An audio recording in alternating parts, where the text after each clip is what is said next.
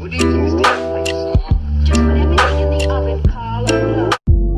guys, and welcome back to my channel. I'm really sorry I haven't posted in a while. It's been a few weeks. I've had exams and my sister went on camp and everything's been kind of hectic. So I'm back today filming a brand new video for you guys, which I really hope you enjoy. So today's video is study and exam tips that I have for you guys. Things that maybe you haven't heard of before or that aren't on the internet. I know I've looked up a lot in my time of school and exams, but these are kind of things that I've thought of or that I used during my exams, and I really hope they help you guys out.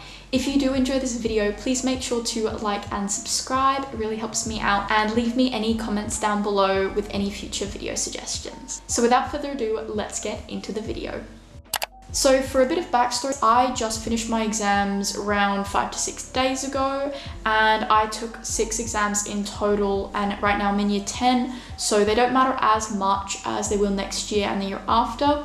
But I did exams in history, visual communication design, Latin, English, maths, science, and that was it. So they were all my exams for this time round. These tips helped me quite a lot, especially in English, and the ones I'm going to be giving you guys are quite suited to specific subjects, so it kind of depends what you guys are doing, but I really hope these help you out. So my first tip is to triple or double line your paper.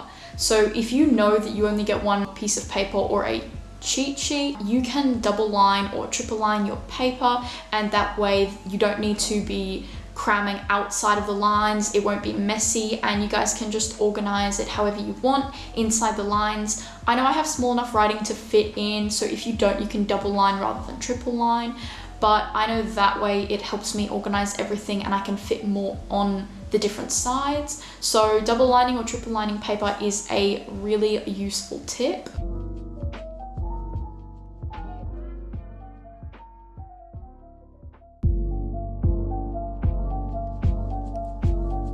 The next thing, which I know teachers and so many other people say, is to make cue cards. And I actually can't recommend this enough because I use cue cards for pretty much every subject, especially for science, sometimes for English, and I use them for history. And I know they help me out so much because of the terms or the things I needed to know, and someone else can test you or you can test yourself. It's a great study method.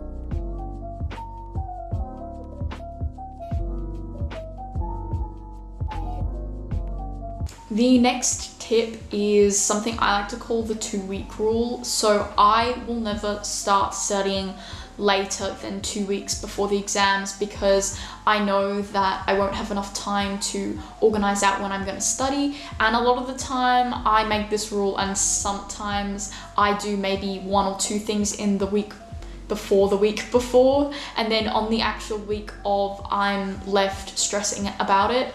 So if you have 2 weeks, you can set out 2 days for each subject or whatever you guys want to do, but I think it's a great use of time, especially because 2 weeks is enough to prepare cue cards. You can do stuff earlier on, and then you can come back and revise it later.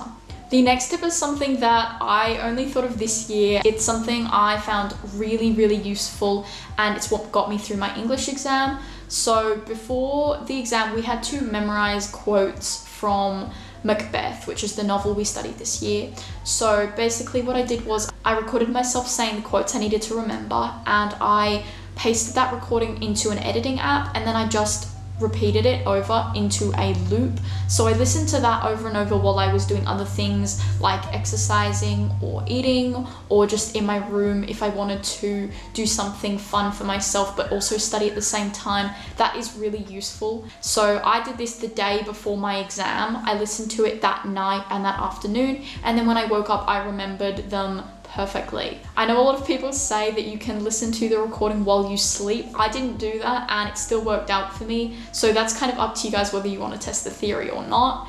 But yeah, that is probably my most useful tip of the entire video. Coming back to the exercise aspect, I think doing exercise between studying is something I found really useful. Like I would study for maybe half an hour or an hour, then I would go do maybe 10 minutes or 20 minutes of a workout or just regular exercise, and then I would go back and see whether I remembered it, because obviously if you don't distract yourself and then go back to it, you don't know whether you really remember it. So I think that's something useful, and exercise is really good for getting out stress and just helping you feel a little bit more relaxed while studying. So I know that was a really good break for me, and I think that's something I do recommend for you. The next thing is something that you probably know, or it's quite common, I've heard it a lot, is if you can teach it, you know it. So if you can explain a concept that you're learning, if you can explain it to someone else, you probably know it. So I know the night before I did my history exam, I explained out all the different information, the dates, the stories, things I had learned over the year that I might need on the exam. So I explained them all out to my mum, and whoever you're talking to doesn't really need to respond, but as long as you can teach it to someone else in a way they can understand, you can probably explain it on an exam. So that's a really good idea if you want to make sure you know something for certain. So the next one I actually didn't use, but I didn't need it as well. So if you do need it, it might be useful to think about this. But if you're doing a math exam and you get a calculator, an electronic one, which I have a CAS, so I am allowed one, but type in the formulas and everything you need to know before the exam, so that when you're in there, you can just substitute out the letters and numbers in the formula, so you can do it quicker. Especially if you don't have a book or summary notes or anything you get to take in, then you can do that, and then when you get in the exam, you don't have to remember the formulas off by heart. You can just substitute them out for what you've already written in, and then you get the answer. So this has to be a bit earlier on in the year, but if you're studying a novel or a book, you can highlight the quotes and information you need to know according to the category. So I know we have a lot of themes in our books that we have to follow in the exam. Let's say the theme of gender roles or of power or relationships between characters. If you want to highlight by category, take a different color for every single category and then do a small color key at the front of your book. That way, when you get to the exam, you can just take those color-coded quotes and put them into your writing. So the next one's probably one of my favorite ones, but I didn't have enough time to do it. So what you do is you type up any information or write it out by hand on a large piece of paper, and then you stick that on the inside of your toilet door so that whenever you're in the toilet, you can just look over and see the information you need.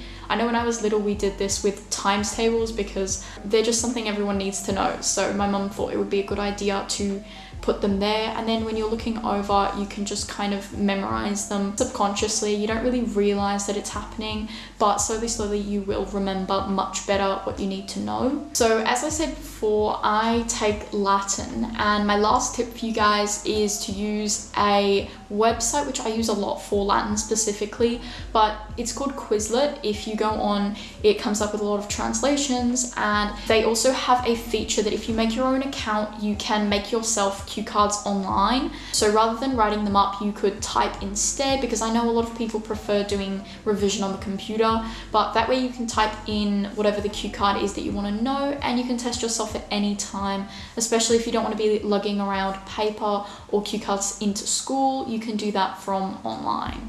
Well guys, that is all for today's video. Thank you so much for watching. If you did enjoy, please make sure to like and subscribe, and I will see you guys in the next video. Bye!